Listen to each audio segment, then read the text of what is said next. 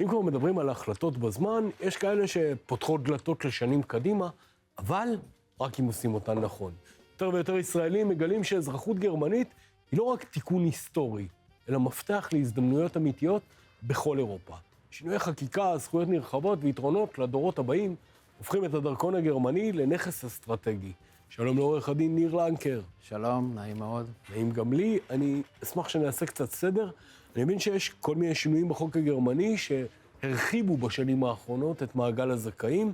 תוכל לפרט לי מעט? נכון מאוד. אז תראה, אנחנו מדברים על שינויים משמעותיים מאוד, שחלו כבר החל מאוגוסט 21, זה לפני כמה שנים, שבהם בעיקר השינוי העיקרי היה שנוגע לאנשים שחיים בישראל, זה שהם מאפשרים בגרמניה לאנשים שהם צאצאים של מי שהיה רק תושב, ואנחנו מדברים על מאות אלפי אנשים יהודים שהיו תושבים לפני פרוץ מלחמת העולם השנייה בגרמניה, והם מאפשרים לצאצאים שלהם, מה שהיה לא מאופשר, לא התאפשר עד 2021, לקבל אזרחות גרמנית.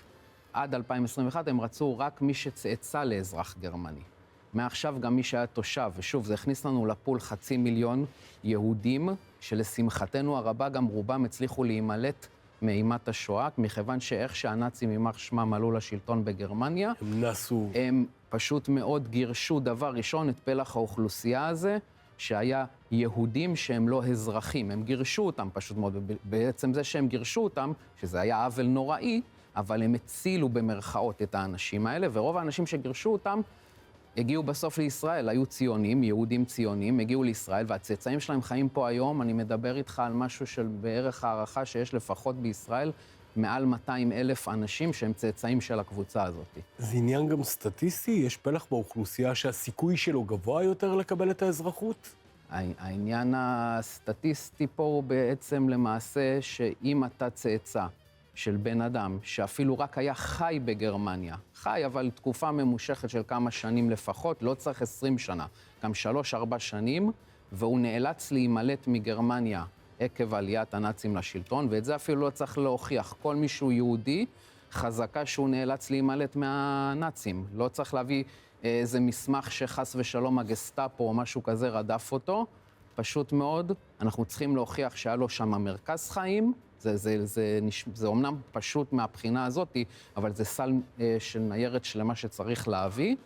ואז אנחנו יכולים להעניק לצאצאים שלו את האזרחות שהיא באמת הבחירה באירופה, ואחת הטובות בעולם, עם כל המשמעויות של זה. אתה יודע, אמרת קודם שזה תיקון מ-2021, מההיכרות שלי את הבירוקרטיה ואת העולם, יש סיכוי שמישהו יוריד את השלטר מחר ויגיד, די, לא נגמר התיקון? תראה, הסיכוי שמישהו יוריד את השלטר, כרגע לא מדברים על זה. מה שכן יכול לקרות, וקורה המון פעמים, כי כבר יש לנו 150,000 הגשות על בסיס רק הסעיף הזה לאזרחות גרמנית, והגרמנים נותנים את האזרחות, הם בעד זה, אבל יש סיכוי ויכול להיות שיתקננו איזושהי תקנה דרקונית, שהיא תמנע מהאנשים לקבל את האזרחות. פשוט מאוד לבטל חוק זה גם קשה, וגם מי שיעשה את זה יחשב מאוד אנטישמי. לעשות חיים יותר קשים. נכון. תקנות דרקוניות זה יכול להיות מבחן שפה, שהשפה הגרמנית היא מאוד קשה ללימוד.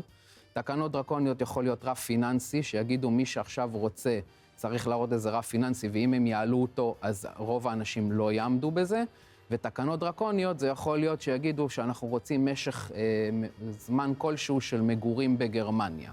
ושלושת תקנות כאלה שבעבר גם היו בחלקם, דרישת שפה הייתה פעם, והיה גם עניין של פיננסי, זה קיים גם בסעיפים אחרים בחוק, זה לא שהם צריכים להיות, אתה יודע, להמציא את הגלגל מחדש, ואז כל מי שזכאי יתקשה מאוד מאוד מאוד, ובגלל זה עכשיו באמת, אחרי שכבר 5 שנים, ורק מהמשרד שלי, מעל 15,000 ישראלים קיבלו אזרחות גרמנית, והמשרד שלי אומנם הוא אחד הכי פעילים ואחד הכי ותיקים, אבל יש עוד ואחרים, אז אני באמת אומר למי שרוצה לנצל את ההזדמנות הזאת, מדינת גרמניה נתנה פה הקלות מדהימות, לא צריך לדעת את השפה, לא צריך רף פיננסי, אפילו לא צריך להיות בגרמניה דקה אחת מחייך, ועדיין אתה תקבל את זה אם אתה זכאי. אז פשוט מאוד לנצל את זה, לנצל מהבחינה הטובה של המילה כמובן, ולהגיש בקשה בדרך כלל מי שכבר מגיש בקשה, וגם אם אחרי זה הגשת הבקשה תוקננה איזו תקנה אחת מהדרקוניות האלה,